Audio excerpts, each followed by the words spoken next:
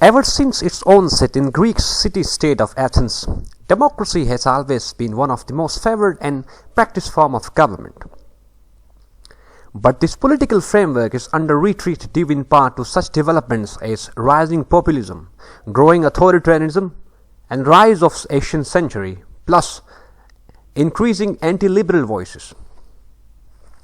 I welcome all of you to our today's discussion. As is apparent from today's title, this discussion is going to be based on a topic which is titled as democratic deficits. Basic democracy क्या है, इसके ideals क्या हैं और इसकी मतलब क्या nature है, आप लोगों को इसके बारे में आइडिया है। इस टॉपिक में आज हम बेसिकली पढ़ना हमने ये है कि डेमोक्रेसी बेसिकली रिट्रीट कर क्यों रही है, या वो कौन से एलिमेंट्स एंड टेंडेंसीज हैं, वो क्या डेवलपमेंट्स आकर हुए हैं जिनकी वजह से डेमोक्रेसी आज across the globe on retreat है। सही, तो इस हम आज का जो लेक्चर है उसको स्टार्ट करते हैं प्रॉपर्ली, और यहाँ पे जो चीज़ें या जो कंसेप्ट्स एक्सप्लेन करने वाले होंगे वो आप लोगों के लिए मैं कंप्रिहेंसिवली उनको एक्सप्लेन करके हम आगे प्रोसीड करते हैं। अच्छा, Majoritarianism, populism and other hybrid forms of governments remain a prevalent threat to deepening democracy. अब यहाँ पे टर्म्स कुछ हमारे पास हैं, जैसे Majoritarianism है, hybrid forms of governments हैं। अब अगर Majoritarianism की बात करें, बेसिकली डिफरेंस यहाँ पे हमने समझना है बिटवीन Majoritarianism एंड डेमोक्रेसी।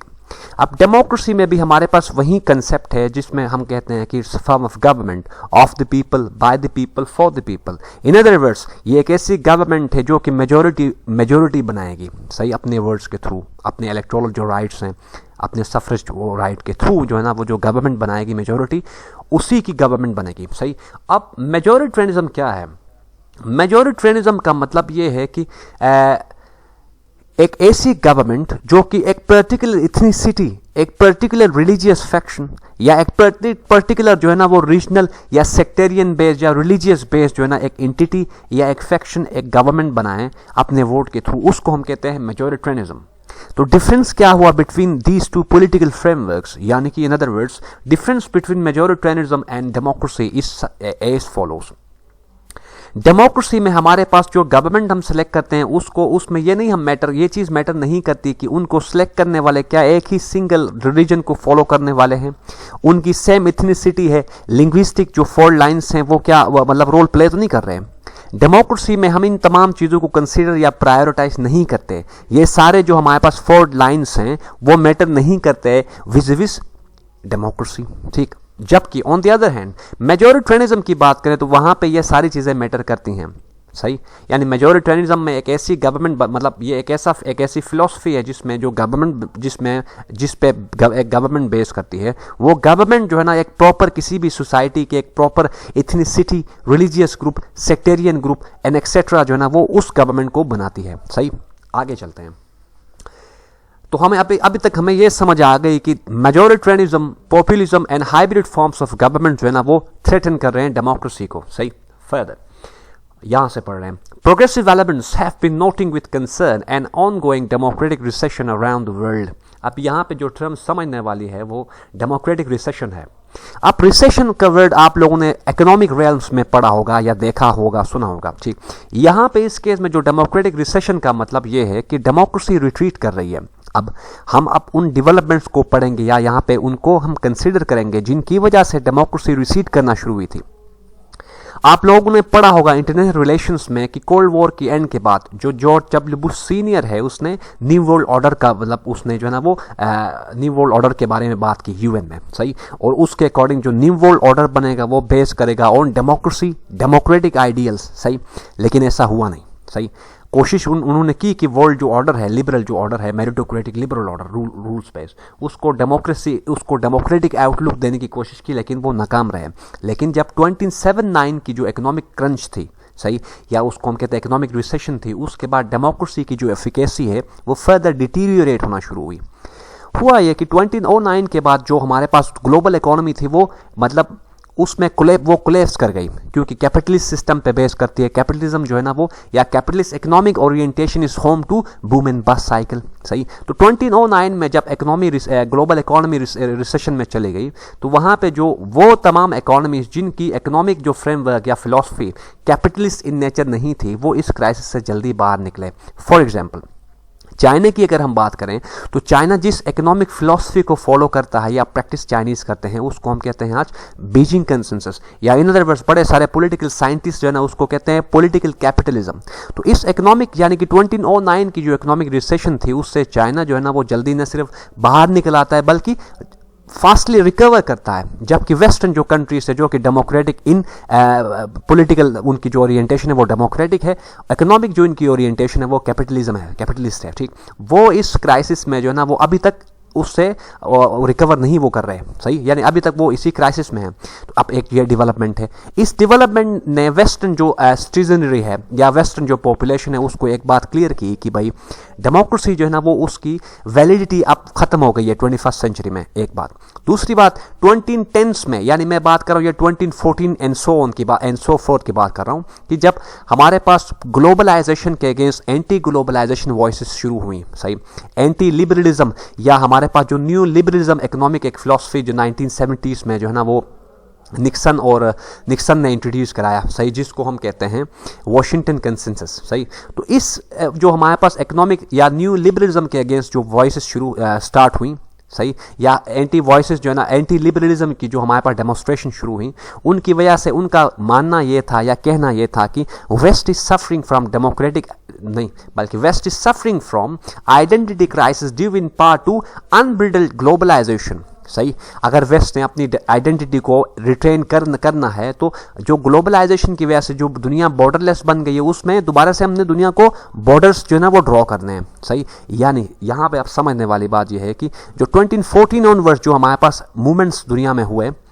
उन मूवमेंट्स का बेसिक जो मैनिफेस्टो या एजेंडा था वो ये था कि डेमोक्रेसी और जो हमारे पास ग्लोबलाइजेशन डेमोक्रेसी ने ग्लोबलाइजेशन की वजह से कंट्रीज जो है ना वो आइडेंटिटी क्राइसिस का शिकार हो रही हैं। सही, वेस्ट जो है ना वो फॉल या डिसेंड कर रहा है, और जो हमारे पास बाकी जो रेस्ट है वो राइज कर रहा है at the expense and to the detriment of west. सही, तो अब ये कुछ उनके जो है ना ग्रीवांसेस थे। फर्दर आगे आते हैं तो पॉपुलिज्म जो है ना वो ओरिएंट उसकी राइज होती है, पॉपुलिज्म। सही, पॉपुलिज्म या पॉपुलिस्ट लीडर्स की बात करते हैं, तो पॉपुलिज्म हमारे पास बेसिकली एक ऐसा नोशन है जिसमें जो पॉपुलिस्ट जो हमारे पास फैक्शंस होते हैं, उनका कहना या उनका मानना यह होता है कि जो एलीट क्लास है किसी भी सोसाइटी में, वो इनहेरेंटली करप्ट है। सही, वो इस कैपेबल नहीं है कि वो बाकियों पे जो है ना वो रूल करें। सही, उनके अकॉर्डिंग जो एलीट क्लास है वही रिस्पॉन्सिबल है हर सोशल ईविल के लिए। सही, और ये जो पॉलिटिकल जो पार्टी होगी पॉपुलिस्ट पार्टी, उनका मानना या कहना यह है कि सिर्फ वही उन्हीं की पार्टी इस कैपेबल है कि वो सारे जो सोसाइटल इश्यूज है उनको विथस्टैंड एंड डील उनके साथ कर सकती है। सही, ये हमारे पास पॉपुलिज्म है। तो यहाँ पे हम बात कर रहे थे डेमोक्रेटिक रिसेशन की, तो ये कुछ डेवलपमेंट्स थे। फर्दर यूएस चाइना की ट्रेड वॉर के बाद डेमोक्रेसी फर्दर रिसीड कर रही है, अमेरिकन इकोनॉमी जो है ना वो फॉल कर रही है, जबकि चाइनीज जो है ना वो इकोनॉमी उसकी चाइना की जो इकोनॉमी है वो इंक्रीजिंगली ग्रो कर रही है। सही, तो ये कुछ डेवलपमेंट्स थे जिसकी वजह से आज दुनिया में डेमोक्रेसी रिट्रीट कर रही है। फर्दर मोर अगर हम एग्जाम्पल्स लें तो इंडिया जो है ना वो लार्जेस्ट डेमोक्रेसी कहते हैं, इंडिया में डेमोक्रेटिक जो उसके इंडाइसिस हैं वो फॉल कर रहे हैं इंडिया में। फर्दर अगर हम बात करें फिलीपाइंस की बात करें, टर्की की बात करें, यूके इटसेल्फ की बात करें, यूएसए की बात करें जो कि ओल्डेस्ट डेमोक्रेसी है, तो ये सारे हमारे पास कुछ एग्जाम्पल्स है जहां से हमें पता चलता है कि हाँ डेमोक्रेसी रिसेशन में है। तो आगे चलते हैं यहां से। The rise of authoritarianism populist tendencies is readily found in rich and poor countries alike। अभी हमने बात की आगे। The COVID-19 has not disrupted this problematic trend। अब COVID-19 के आने के बाद जब COVID-19 का आउटब्रेक होता है 2019 दिसंबर में, तो सब सोचा या मतलब ये कंसीडर किया जाता था कि डेमोक्रेसी शायद दोबारा से जो है ना वो मतलब वो क्या उसका राइज दोबारा से हो, लेकिन ऐसा नहीं हुआ। COVID-19 ने भी इस जो ट्रेंड था, कौन सा ट्रेंड था, प्रॉब्लमेटिक ट्रेंड, डेमोक्रेटिक रिसेशन को रिवाइव नहीं कराया, यानी कि उसको स्टॉप नहीं किया, रिवाइव नहीं बल्कि डेमोक्रेसी को फोस्टर कराने में पेंडेमिक जो है ना वो भी फेल हो गया। सही, आगे। And may have worsened it by may have been worsened it by providing authoritarian leaders an excuse to quash dissent and further fuel xenophobia. लेकिन कोविड-19 ने जो हमारे पास इसके बारे में सोचा या माना यह जाता था कि कोविड-19 will lead to consolidation of democracy, but instead of consolidating democracy, this pandemic is paving the way for xenophobia, insularity and inward looking posture of states. तो यहाँ पे बात ये हुई है कि कोविड-19 ने अथॉरिटेरियन लीडर्स को फर्दर एक इम्पिटस प्रोवाइड किया है, या उसको हम ऐसे कह सकते हैं कि इस कोविड-19 ने जो अथॉरिटेरियन लीडर्स थे उनको फर्दर एक लेजिटिमेसी ऑफर की है कि वो अपनी जो रूल है उसको फर्दर मतलब एलोंगेट करें। सही, नेक्स्ट आगे यहाँ पे जीनोफोबिया, आई बिलीव आप लोगों को समझ है इसके बारे में कि क्या है जीनोफोबिया। बेसिकली सिंपली अगर हम बात करें तो एक ऐसी फीलिंग या सेंटिमेंट है जिसके अकॉर्डिंग एक सोसाइटी दूसरी सोसाइटी को इन्फीरियर समझती है और खुद को मतलब सुपीरियर समझती है, ये जीनोफोबिया है। Next, consider for instance what has been happening in India. अब यहाँ पे इंडिया की केस को मतलब बता रहा है author. The largest democracy in the world और in United States the most powerful democracy. The Biden administration is trying to restore America's democratic credentials. यहाँ पे डेमोक्रेटिक क्रेडेंशियल्स की बात की तो हमें पता है जो ट्रंप एडमिनिस्ट्रेशन थी उसका जो एजेंडा था मैनिफेस्टो इलेक्शन वो था कि अमेरिका फर्स्ट। ठीक, बाइडेन एडमिनिस्ट्रेशन का जो एजेंडा है इलेक्शन का या इसका जो इस पहला जो टर्म है इसमें जो पूरा इसका फोकस होगा वो ये है कि अमेरिकन डेमोक्रेटिक क्रेडेंशियल्स को जो है ना वो फोर्टिफाई कराना, उनको रिवाइव बैक कराना। सही, डोमेस्टिक जो डेमोक्रेसी जो फॉल वहाँ पे कर रही है उसको दोबारा से जो है ना वो फोस्टर कराना और दुनिया में एक डेमोक्रेटाइजेशन कराना, ये बाइडेन एडमिनिस्ट्रेशन का बेसिक एक पर्पस है, बहुत सारे पर्पसेस में से।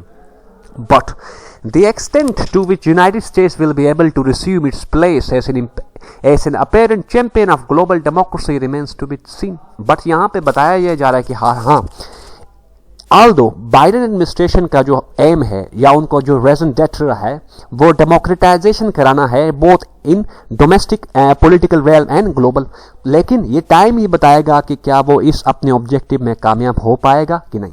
आगे, India, on the other hand, is reeling from growing criticism for its democratic credentials. Recently, बड़ी सारी publications and reports ने इंडिया को क्रिटिसाइज किया है कि इंडिया जो है ना being largest democracy, इंडिया का जो democratic standing है वो fall कर रही है, increasingly fall उसको हम कहेंगे। यहाँ पे Sweden-based institute's latest report on democracy has called India an electoral autocracy. अब autocracy और democracy एक दूसरे के एंटी पैरेलल हैं। सही, डेमोक्रेसी में हम जो है ना वो सिलेक्शन या उसको हम कहते हैं डेमोक्रेसी में जो रिप्रेजेंटेटिव्स होते हैं वो इलेक्ट होते हैं, ऑटोक्रेसी में वो सिलेक्ट होते हैं। सही, तो इलेक्टोरल ऑटोक्रेसी का मतलब ये है कि हमने इलेक्शन तो कराया लेकिन वहां पे इलेक्ट नहीं किया लीडर्स को, उनको बल्कि सिलेक्ट किया, तो उसको हम कहते हैं इलेक्टोरल ऑटोक्रेसी। सही, आगे इस रिपोर्ट के अकॉर्डिंग यानी स्वीडन बेस्ड वीडेम इंस्टीट्यूट की जो रिपोर्ट है डेमोक्रेसी के अकॉर्डिंग इंडिया की जो डेमोक्रेसी है उसकी नेचर क्या है, इलेक्टोरल ऑटोक्रेसी है। फर्दर आगे चलते हैं। The economics intelligence unit has referred to India as flawed democracy. इस इकोनॉमिक इंटेलिजेंस यूनिट की जो रिपोर्ट है ऑन डेमोक्रेसी उसके अकॉर्डिंग इंडिया एक फ्लॉट डेमोक्रेसी है। अब फ्लॉट आप लोगों को चूंकि सेल्फ एक्सप्लेनेटरी है तो मैं इसको स्किप करके फॉरवर्ड में जा रहा हूं। And the US-based Freedom House just downgraded India's status from being a free democracy to partially free democracy. सही, अब partially free and free democracy यहाँ पे ये है कि free democracy वो democracy है जहाँ पे fundamental rights जो है ना वो इंश्योर कराया जाए। सही, for example freedom of speech, freedom to movement, freedom to assembly, freedom to profess religion, minority rights को हम दें, वुमेन राइट्स, वुमेन एम्पावरमेंट को, वुमेन इक्वलिटी को, जेंडर जो है ना वो एम्पावरमेंट को इंश्योर कराएं सो ऑन, तो वहाँ पे उसको हम कहेंगे फ्री डेमोक्रेसी। ऐसा नहीं होगा, अगर पार्शली ऐसा होगा तो हम उसको कहेंगे partially free democracy. Next, Although India has still not experienced overt martial law, हालांकि इंडिया की जो पॉलिटिकल हिस्ट्री में उसने अभी तक मार्शल लॉ का एक्सपीरियंस नहीं किया, although it is currently seen to be undergoing a democratic crisis comparable to Indira Gandhi's suspension of civil liberties via imposition of emergency rule in 1970s. Civil liberties को curb किया था इंदिरा गांधी ने 1970s में by imposing emergency rule in India. सही, आगे As was to be expected, Modi government has not reacted well to the growing international criticism of India's eroding democracy. सही, या ऊपर हमने जो थिंक टैंक्स की जो रिपोर्ट्स हमने वहाँ पे हमने ऊपर पढ़ी, उन रिपोर्ट्स के लिए जो इंडिया का जो रिएक्शन था वो नेगेटिव था, अच्छा नहीं था। सही, The Indian foreign minister has recently reacted angrily to attempts to downgrade India's democratic credentials by the above think tanks. सही, यानी जो फॉरेन मिनिस्टर इंडिया का जयशंकर, उसका भी रिएक्शन जो है ना वो नेगेटिव था, या एंग्रीली या गुस्से में उसने जो है रिएक्ट किया। आगे, in an eloquently worded denunciation, Jaishankar specifically responded to Freedom House report saying, you use dichotomy of democracy and autocracy. You want the truthful answer. It is called hypocrisy. अब उसने कहा है कि मतलब फ्रीडम हाउस को address करते हुए कहा है कि तुम एक ऐसी जो है ना अपनी रिपोर्ट में एक ऐसे टॉपिक को मतलब कंपेयर करा रहे हो जिसके बीच में कंपैरिजन बनती नहीं है, जैसे डेमोक्रेसी एंड ऑटोक्रेसी है। फिर आगे कहते हैं you want truthful answer, that is hypocrisy. सही, ये जयशंकर का कहना है with regard to Freedom House report. आगे, देयर इज, यहां से पढ़ रहे हैं, there is obviously an element of subjectivity when trying to rank all countries via an index measuring something as elusive as democracy. जो समझने वाली टर्म यहाँ पे है वो है सब्जेक्टिविटी। सब्जेक्टिविटी बेसिकली इसको, ये एक ऐसी टर्म है जिसको हम रिसर्च में यूज़ करते हैं सब्जेक्टिविटी एंड ऑब्जेक्टिविटी। अब सब्जेक्टिविटी अगर हम यूज़ करें तो इसका मतलब रिसर्च में ये होता है कि, या रिसर्च मेथोडोलॉजी में ये होता है कि जो रिसर्चर है वो अपने सेंटिमेंट्स को, अपने आइडियाज़ को, अपने एक्सपीरियंस को, अपने जो उसके जो बिलीव्स हैं उनको कंसिडर कर रहा है, या वो उनको कंसिडर कर रहा है अपनी रिसर्च में। हालांकि हमने, या सोशियोलॉजी अगर आप लोगों को आइडिया है तो सोशियोलॉजी में मतलब होता यह है कि जो रिसर्चर है उसको अनबाइस या इम्पार्शियल रह के जो ना रिसर्च वर्क करना होता है। उसको मतलब वो अपनी फीलिंग्स को, अपने सेंटिमेंट्स को मतलब प्रायोरिटाइज नहीं करता अपने रिसर्च वर्क में। तो यहाँ पे एक बात यह है कि जो डिफरेंट कंट्रीज की जो डेमोक्रेटिक स्टैंडिंग है उसको मेयर करना बाय सर्टेन इंडाइसेस या इंडेक्सेस, वो एक ऑब्जेक्टिविटी हो सकती है, सब्जेक्टिविटी हो सकती है, especially when it comes to democracy. सही, ऑफ्टन, यहां से आगे, while formulating such rankings, Western based think tanks minimize their own historical role in creating problems which continue to plague many post-colonial countries.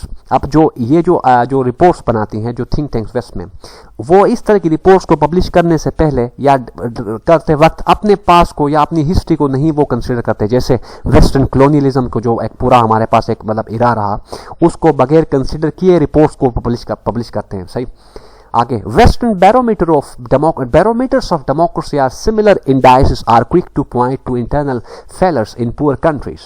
यहाँ पे failures in poor countries while neglecting to highlight how poor countries continue being exploited by global corporations. अच्छा, इन reports को publish करते वक्त या इन reports के लिए जो डेटा, वो इसमें डेटा को डिसाइड करते हैं कि क्या डेटा इसमें हमने ऐड करना है। तो इस काम में वो जो है ना वो डायरेक्टली हिट करते हैं, या मैक्सिमम जो उनकी इन्फेसिस होती है वो किसी रिस्पेक्टिव या किसी गिवन कंट्री के इंटरनल जो है ना वो जो इश्यूज हैं उसको ज़्यादा फोकस करते हैं, जबकि दूसरी तरफ जो उस कंट्री में जो इश्यूज हैं जिनका कनेक्शन कॉलोनियलिज्म से है, जिनका कनेक्शन जो है ना वो ब्रिटिश रूल, जैसे पाकिस्तान इंडिया में अगर बात करें तो हमारे पास सोशल काफ़ी सारे इल्स है जिनका कनेक्शन डायरेक्टली जो है ना वो लिंक करता है कॉलोनियल इरा से। सही, तो ये जो थिंक टैंक्स हैं ये करंट सिचुएशन को जो है ना वो प्रायोरिटाइज करते हैं at the expense of colonial era. These countries, यानी दीज का मतलब जो थर्ड वर्ल्ड कंट्रीज हैं, उन्होंने जो कॉलोनियलिज्म से जो कुछ इनहेरिट किया, जो मतलब जैसे करप्शन है, सही, अथवा जैसे हमारे पास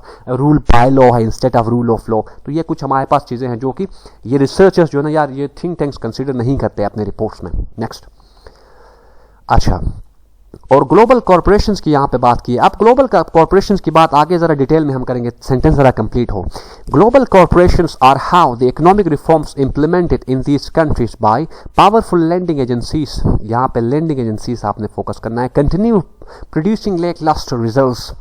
यहाँ सिंपली अगर आप लोगों को समझाऊं, ग्लोबल कॉर्पोरेशंस क्या हैं? IMF है हमारे पास, वर्ल्ड बैंक है, FATF की ग्रे लिस्ट आप लोगों ने बार बार सुना होगा आजकल, एक्सेट्रा। तो जो रिपोर्ट्स हैं वो इस चीज़ को कंसिडर नहीं करते कि जो ग्लोबल कॉर्पोरेशंस हैं वो जो लोन लेने वाली कंट्रीज हैं उनके ऊपर पॉलिसी को इम्प्लीमेंटेशन या एक फ्रेमवर्क बना के देते हैं। फॉर एग्जांपल, पाकिस्तान अब रिसेंटली पाकिस्तान ने IMF से लोन लिया, अब फिर से लेने लगा है कुछ टाइम बाद।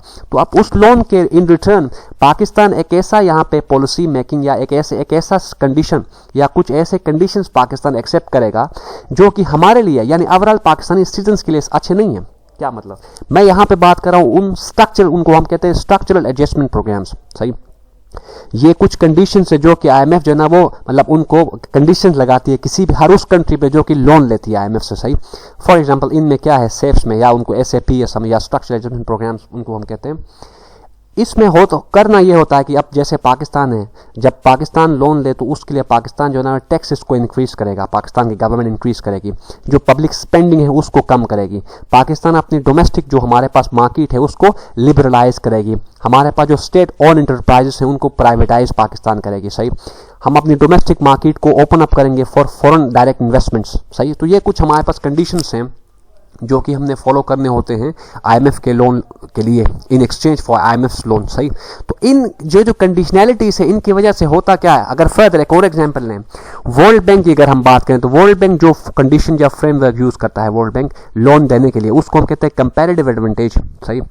मतलब कंपैरेटिव एडवांटेज वाला फ्रेमवर्क वर्ल्ड बैंक। तो ये कुछ ऐसे सारे इंस्ट्रूमेंट्स है जो कि डेट्रीमेंटल होते हैं उस लोन जो कंट्री लोन लेती है उसके लिए ये फायदेमंद नहीं होते, सही है। तो अब ये जो रिपोर्ट्स ऊपर हमने जिनका रेफरेंस हमने पढ़ा, वो रिपोर्ट्स इन सारे एरियाज को मतलब टच नहीं करते, सही। वो सिर्फ ये बताते हैं कि कंट्री के अंदर गवर्नेंस सही नहीं है, इंस्टीट्यूशंस फंक्शनल नहीं है, एक्सट्रैक्टिव नेचर उनकी है, पॉलिटिकल लीडर्स करप्ट हैं, लिटरेसी रेट ये मतलब सही नहीं है, तो एक्सेट्रा, जिसकी वजह से डेमोक्रेसी वहां पे फ्लरिश नहीं कर पा रही। आगे चलते हैं। Although limited in scope, the existing indicators used by economist, Freedom House and other relevant entities are result of rigorous qualitative and quantitative assessments। अब कहते हैं कि हालांकि मतलब इनकी जो फाइंडिंग्स है रिसर्च पेपर्स की जो या जो हमारे पास पब्लिकेशंस ऊपर हमने पढ़ी, उनकी जो फाइंडिंग्स है वो लिमिटेड इन स्कोप है, लेकिन इन्होंने ये जो डेटा या जो हमारे पास इनकी जो असेसमेंट है वो rigorous quantitative and qualitative assessment है, सही। आगे, the resulting indices may not be able to pinpoint underlying causes but they adequately identify evident problems, सही। मतलब जो अंडरलाइंग कॉजेज हैं उनको पिन पॉइंट नहीं कर सकते तो लेकिन वो जो एडिक्वेटली जो है ना वो एविडेंट हैं, या ऐसे सिंपली इनको पुट कर सकते हैं जो ऊपर हम जो रिसर्च या जो पब्लिकेशंस के ऊपर हमने बात की, अगरचे उनकी जो फाइंडिंग्स है वो मतलब जेन्युइन नहीं तो हम नहीं कहेंगे, लेकिन उनको ऐसे हम कहेंगे कि उनकी जो अंडरलाइंग जो एलिमेंट्स हैं या उनकी जो फाइंडिंग्स है वो 100% सही नहीं है, तो कुछ परसेंट जब उनकी वैलिडिटी है, मतलब थोड़े कुछ हद तक जो है ना वो किसी भी कंट्री के बारे में या किसी कंट्री में डेमोक्रेसी की लाइफ के बारे में उनका जो डेटा है वो वैलिड है, सही। आगे, it is hard to refute, for instance, that loop-sided distribution of seats in national legislature, introduction of discriminatory policies, or the uptick in violence against minorities are not reasons for being concerned about the health of country's democracy। अब ये जो चूँकि self explanatory है, वो कहते हैं कि ऊपर जो रिपोर्ट्स हैं उनकी फाइंडिंग में कुछ ये हैं कि जो अगर हम अपनी नेशनल लेजिस्लेचर में डिस्ट्रीब्यूशन ऑफ सीट्स को लूप साइडेड रखें, सही, डिस्क्रिमिनेटरी पॉलिसी मेकिंग करें, वायलेंस अगेंस्ट माइनॉरिटीज अगर हम करें, तो मतलब ये कुछ इंडाइसेस हैं जो कि जिनकी वजह से डेमोक्रेसी रिट्रीट करती है, सही, या जिनकी वजह से डेमोक्रेसी इवॉल्व नहीं करती। लेकिन सिर्फ ये जो है ना वो सिर्फ यही एलिमेंट्स नहीं है जिनकी वजह से डेमोक्रेसी रिट्रीट करती है, और भी बड़े सारे एलिमेंट्स हैं, सही, जिनको ये जो रिपोर्ट्स हमने ऊपर बात की, जैसे फ्रीडम हाउस की रिपोर्ट थी, इकोनॉमिक इंटेलिजेंस रिपोर्ट थी, ये उन फैक्टर्स को कंसीडर नहीं करते जो कि अपना क्रिटिकल रोल प्ले करते हैं डेमोक्रेसी की रिट्रीट होने में, सही। आगे, The very notion of democracy remains an ideal. However, most countries aspiring to uphold and promote democratic ideals need to do much more to make their own governance processes more representative। अब यहाँ पे democracy का जो ideal है या जो notion है वो रिमेन्स आइडियल रहता है, एंड मोस्ट कंट्रीज एस्पायर, सही। सिंपल बात यह है कि अगर हम चाहते हैं कि डेमोक्रेसी हमारे फ्लरिश कर जाए, डेमोक्रेसी कंसोलिडेट हो, तो पहला जो हमने काम करना है वो लिटरेसी को हमने अप करना है, सही। गुड गवर्नेंस को हमने जो है ना वो मेंटेन करना है, फंक्शनल इंस्टीट्यूशंस को इंश्योर कराना है, inter provincial coordination and good governance को जब तक हम इंश्योर नहीं कराते डेमोक्रेसी हमारे फ्लरिश नहीं होगी। पॉलिटिकल मेच्योरिटी जब तक हमारे पास पॉलिटिकल लीडर्स में नहीं आएगी डेमोक्रेसी यहाँ पे फ्लरिश नहीं कर सकती। सही, आगे इवन, यहां से आगे, even when democracy first develop in Greek city state of Athens around 600 BC it was limited to men. अब जो डेमोक्रेसी उस दौर में एथेंस में थी वो लिमिटेड टू मेन थी, यानी सिर्फ मेल्स जो है ना उसमें इलेक्टोरल प्रोसेस में अपना मतलब रोल प्ले कर सकते थे। फीमेल्स एंड जो वहाँ पे स्लेव्स थे या बाहर से कोई कंट्री किसी और कंट्री से वहाँ पे कोई अगर आया होता तो वो डेमोक्रेटिक प्रोसेस में उसका कोई रोल नहीं था, ठीक है। It was limited to men, given that women, slaves and even resident aliens were not able to participate in political process. ठीक, when Thomas Jefferson, the father of American Constitution, wrote that Declaration of Independence, declaring all men are equal, created equal, he himself was a large slaveholder. अब यहाँ पे US president, एक former president की बात यहाँ पे की है, जेफरसन, थॉमस जेफरसन, जो कि जिसने डेक्लेरेशन ऑफ इंडिपेंडेंस लिखा, जिसको हम फादर ऑफ कॉन्स्टिट्यूशन कहते हैं, उनकी एक सेइंग यहाँ पे मेंशन ऑथर करते हैं कि वो उनके according all man are equal. अब अगर ऐसा है तो फिर जेफरसन जो है ना वो अपने इरा में, जब वो प्रेसिडेंट था उसके इरा में जो है ना वो स्लेवरी कॉन्स्टिट्यूशन फंक्शनल था, काम कर रहा था, उसके पास जो है ना वो स्लेव्स थे, तो उसके जो है ना वर्ड्स एंड डीड्स में तजाद था। तो ये कैसे पॉसिबल, ये हिपोक्रेसी है। Next, We have come a long way in terms of giving people a voice in political processes. ठीक, self-explanatory. Monarchies and dictatorships have become less prevalent. Monarchies and dictatorships यहाँ पे दो टर्म्स हैं। Monarchy मतलब ये एक ऐसा पॉलिटिकल सिस्टम है जहाँ पे प्रिंस और क्वीन का मतलब हिसाब होता है, जैसे यूके में आज भी जो है ना वो क्वीन है, ठीक है। सऊदी अरेबिया में प्रिंस है एंड सो ऑन। डिक्टेटरशिप की बात करें तो इसकी एग्जांपल हमारे पास नॉर्थ कोरिया की किम जोंग उन है, सही। आगे, और ऑथर के अकॉर्डिंग आज इस दौर में यानी करंट सेंचुरी में मोनार्कीज एंड डिक्टेटरशिप ज्यादा नहीं है, सही। They are not as prevalent as they were in 19 or 18th century. Next, yet majoritarianism, populism and other hybrid forms of military civilian governments remain a prevalent threat to deepening democracy. लेकिन majoritarianism, populism और civil military जो है ना combined जो governments हैं वो ज्यादा है, उनकी क्वांटिटी या उनका नंबर ज्यादा है, and they are threat to deepening democracy, सही। आगे, instead of bolstering its democratic credentials, it is unfortunate to see Indian politicians place their bets on majoritarianism. अब यहाँ पे इंडिया की फिर से बात हो रही है कि इंडिया बेशक वो लार्जेस्ट डेमोक्रेसी है, लेकिन instead of fostering its democratic ideals further, या instead of preaching democracy in an out way, India is prioritising majoritarian orientation in lieu of democratic credentials. आगे, yet it is worth noting here that Pakistan continues faring worse than India on all the indices mentioned above. लेकिन जो हमारे पास economic intelligence की जो report है उसके according Pakistan की जो गवर्नमेंट की जो टाइप या नेचर है वो हाइब्रिड रिजीम है, जबकि इंडिया फ्लॉट डेमोक्रेसी वो फिर भी सही है, मतलब इंडिया पाकिस्तान में फिर भी बेहतर है इन केस ऑफ डेमोक्रेसी। तो ये आज का हमारा जो है ना वो टॉपिक था, और मुझे उम्मीद है आज की जो डिस्कशन थी आप लोगों के लिए फ्रूटफुल रहेगी। इन केस अगर कोई कन्फ्यूजन अगर हो तो मुझे काइंडली अपने कमेंट्स के थ्रू बता दें, ताकि मैं जो है ना आपके कन्फ्यूजन को दूर कर सकूं। नेक्स्ट लेक्चर के लिए अपना ख्याल रखें। अल्लाह हाफिज़।